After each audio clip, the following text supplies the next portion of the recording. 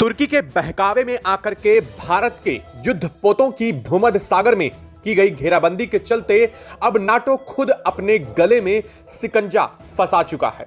हाल ये बन चुका है कि नाटो के उन जगहों पर भारत ने निशाना साधा है जो नाटो की सबसे बड़ी ताकत बन रहे थे। भूमध्य सागर में नाटो ने अपने 122 से ज्यादा युद्धपोतों को उतार दिया। नाटो को लगा कि भारत के सामने अब उसकी शक्ति इतनी प्रबल हो जाएगी कि भारत को वो चुनौती दे सकेगा, लेकिन शायद वो भूल चुका था कि सामने खड़ा हुआ देश कोई और नहीं बल्कि भारत है।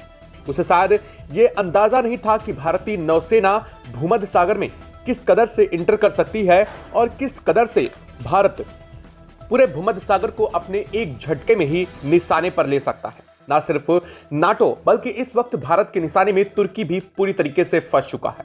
हाल ये बन चुका है कि नाटो को अपने कदम पीछे खींचने पर मजबूर कर दिया है भारत ने। पिछले 24 घंटों में भारत ने अब तक का सबसे बड़ा एक्शन लिया है नाटो के ऊपर, क्योंकि अब तक भारत नाटो से सिर्फ सामंजस्य और इस चीज को शांत तरीके से सुलझाने की बात कर रहा था, लेकिन शायद यह भाषा नाटो और तुर्की दोनों को नहीं पसंद आई।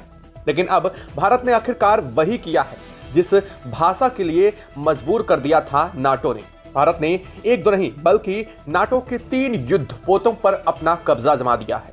भारत के आईएनएस विक्रांत के भूमध्य सागर में एंट्री ने पूरा का पूरा खेल बदल दिया है। आईएनएस विक्रांत भारत नहीं बल्कि दुनिया का सबसे ताकतवर युद्धपोतों में से एक है। अगर कहा जाए तो इसके ताकत का सामना करने के लिए सिर्फ रूस और चीन के पास ही कुछ एक ऐसे युद्धपोत हैं जो आईएनएस विक्रांत और भारत के विक्रमादित्य का सामना कर सकते हैं। ऐसी स्थिति में अब नाटो हर तरफ से फंस चुका है। एक तरफ भारत तो आईएनएस त्रिकंद जिसको लेकर के पूरा का पूरा मामला गढ़ा गया और जिसके चलते भारत को अपने कई सारे सेल वाटर युद्धपोत और आखिरी में आकर के भारत को अपने आईएनएस विक्रांत को फाइनली उतारना पड़ा है। दरअसल आईएनएस विक्रांत और आईएनएस विक्रमादित्य इनका पहुंचना सबसे बड़ी ताकत का इंटर करना माना जाता है, यानी कि उस दुनिया की नजरें उसी पर टिक जाती हैं जब भारत का आईएनएस विक्रांत और आईएनएस विक्रमादित्य किसी सागर में प्रवेश करता है। या कोई बड़बाती नहीं है, बड़बोलापन नहीं है, क्योंकि दुनिया जानती है कि भारत के आईएनएस विक्रांत और विक्रमादित्य कितने घातक युद्धपोत हैं। ये चलते फिरते पूरा का पूरा सिस्टम है। अगर इन्हें कहा जाए तो यह एयरफोर्स कैरियर भी हैं। अगर इन्हें कहा जाए तो ये युद्धपोत के साथ साथ फाइटर जेट को भी कैरी कर सकते हैं। इनके साथ में इतनी बड़ी क्षमता है कि यह एक साथ कई सारी ब्रह्मोस अकेले दाग सकते हैं और मल्टी टारगेट कर सकते हैं, जिसका मतलब यह है कि एक झटके में कई ठिकाने ध्वस्त, और इसी वजह से ये दुनिया के सबसे घातक युद्धपोत में गिने जाते हैं। लेकिन चीजें यहीं खत्म नहीं होती हैं, चीजें इससे आगे और तब बढ़ जाती हैं जब आईएनएस विक्रांत और आईएनएस विक्रमादित्य में S-400 का इस्तेमाल कर दिया जाता है। दरअसल भारत इसके गुपचुप तरीके से इनमें S-400 को इंस्टॉल कर चुका है, यानी कि समुद्र की नौसेना शक्ति के अंदर अंदर ही यह पानी के अंदर भी मारक क्षमता रखने वाली इक्विपमेंट को अपने साथ कैरी करता है, जिसका मतलब यह है कि अगर जमीन के नीचे कोई सबमरीन या पनडुब्बी भी है पानी के नीचे तो यह उसे भी टारगेट बड़ी आसानी से कर सकते हैं। और सबसे बड़ी बात, यह भारत के नासा के और इसरो के सैटेलाइट्स के जरिए कनेक्ट हो सकते हैं।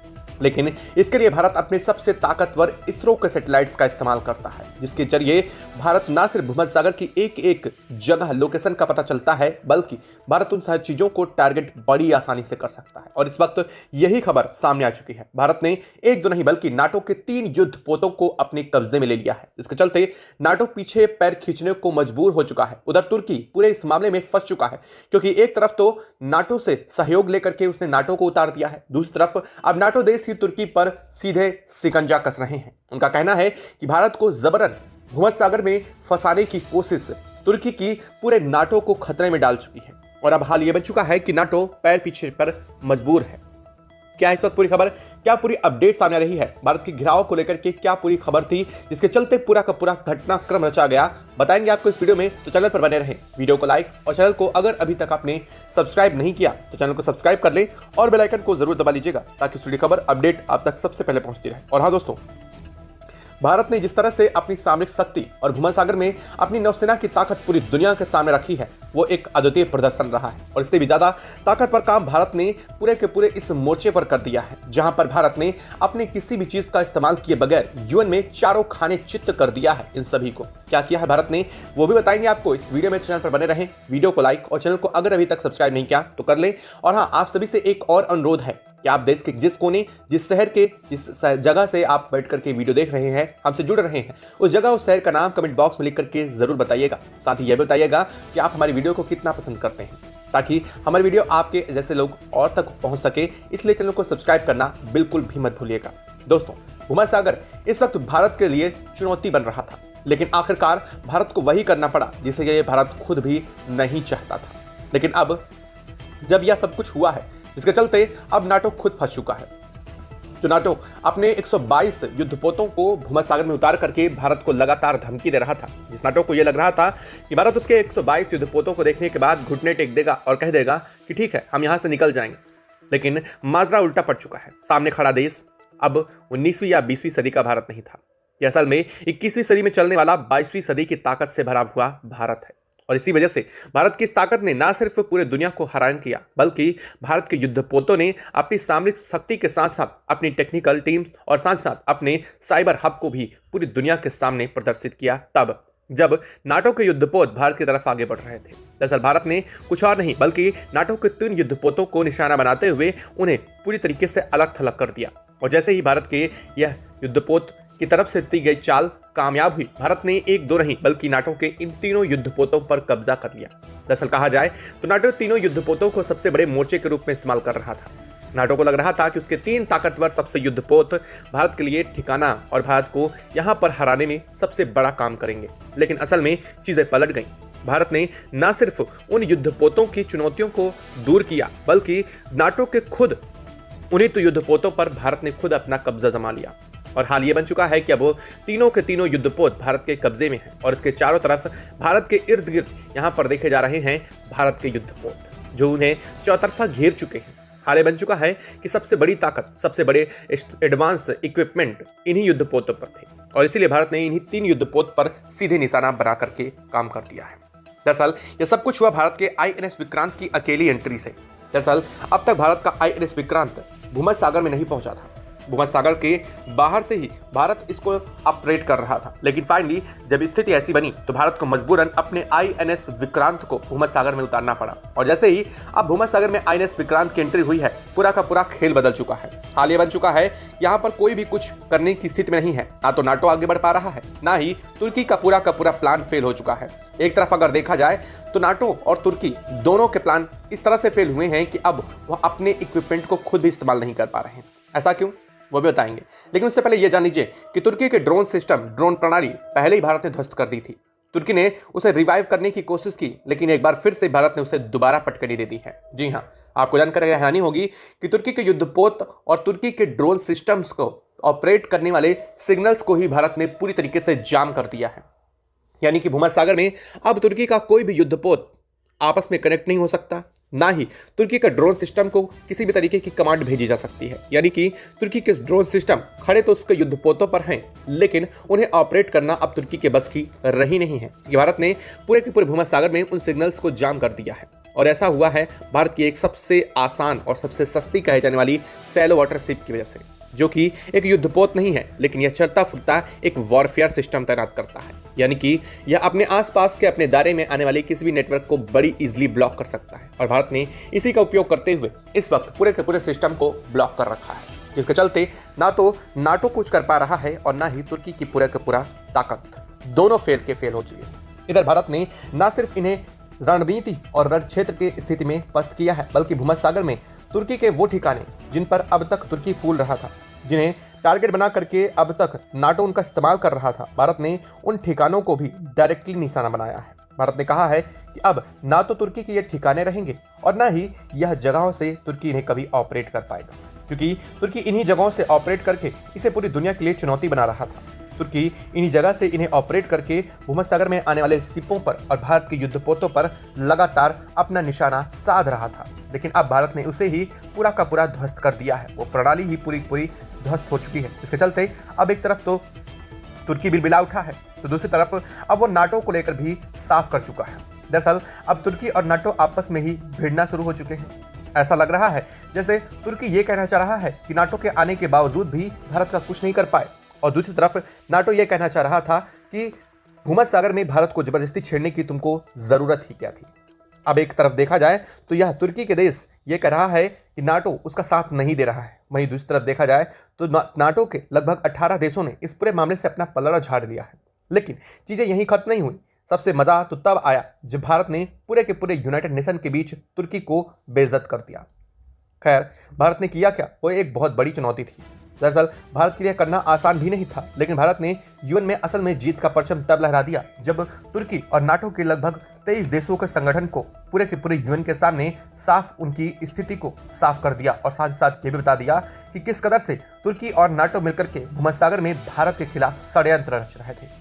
जैसे ही भारत ने यह पूरी पोल खोली, भारत के विदेश मंत्री एस जयशंकर ने यूएन में जैसे ये बात रखी, तुर्की शर्मसार हो गया। तुर्की की गर्दन ऊपर से नीचे नहीं हुई, यहाँ तक कि उसके डेलीगेट्स यूएन को छोड़ करके बाहर हो गए।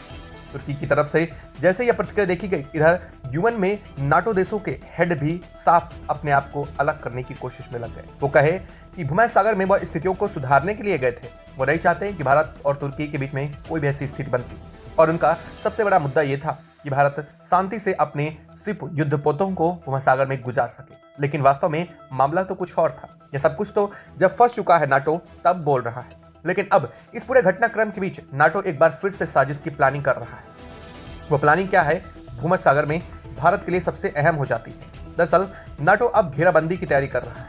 नाटो को लग रहा है कि वो लाल सागर के रास्ते और नॉर्थ अटलांटिक सी के ओशन के रास्ते जो जिब्राल्टर संधि है उसके रास्ते अपने युद्धपोतों को तैनात करेगा, और जिससे भारत का रास्ता ब्लॉक कर दिया जाएगा। क्योंकि आपको बता दें कि भूमध्य सागर मेडिटेरियन सी बीच में बहुत ज्यादा आकार है, लेकिन अगर इन दोनों जगहों पर देखा जाए तो इसका आकार बहुत सकरा हो जाता है, जहां पर एक तरफ सुएज कैनाल पड़ जाती है तो दूसरी तरफ जिब्राल्टर संधि, और इन दोनों की वजह से यह एरिया पूरा का पूरा ब्लॉक होता है। और अगर इन्हीं जगह पर कोई कंट्रोल कर लेता है तो इसका मतलब यह है भूमध्य सागर के अंदर मौजूद ना कोई शिप अंदर आ सकता है, ना ही इससे बाहर जा सकता है।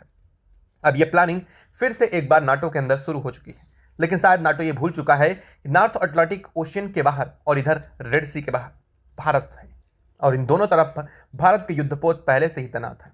अगर देखा जाए तो भारत का INS विक्रांत भी पहुंचा है, INS विक्रमादित्य तो अभी पहुंचा ही नहीं है। अगर इस पूरे मामले में INS विक्रमादित्य की एंट्री हो जाती है, इसके बाद पूरा का पूरा नाटो जुटकर भी एक साथ खड़ा हो जाएगा, तब भी कुछ नहीं कर पाएगा, क्योंकि INS विक्रमादित्य अपने आप में चलता हुआ सबसे बड़ा वॉरहेड है।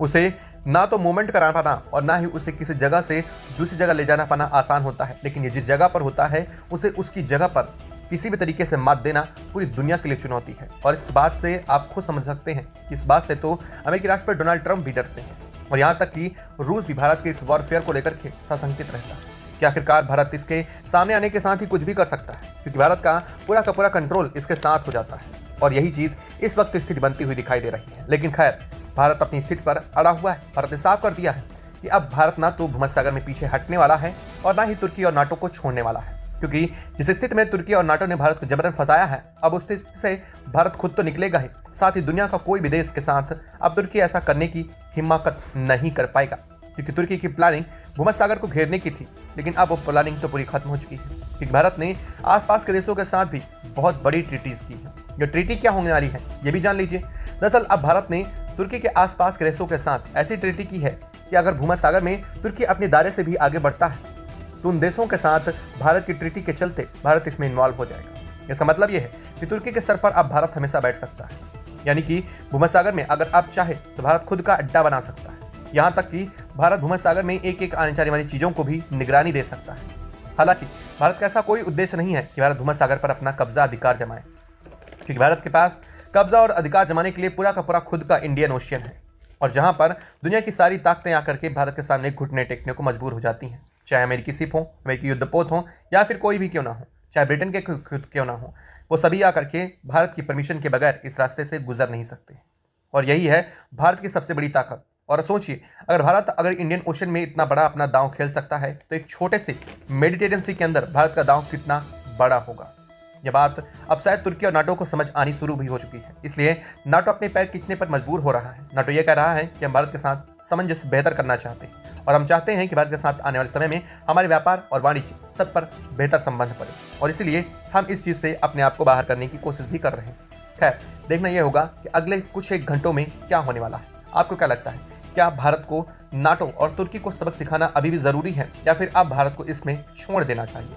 क्या लगता है कमेंट बॉक्स में लिख करके ज़रूर बताइएगा। साथ ही वीडियो को लाइक और चैनल को अगर अभी तक सब्सक्राइब नहीं किया तो सब्सक्राइब कर लें और बेल आइकन को भी ज़रूर दबा लीजिएगा। जय हिंद दोस्तों।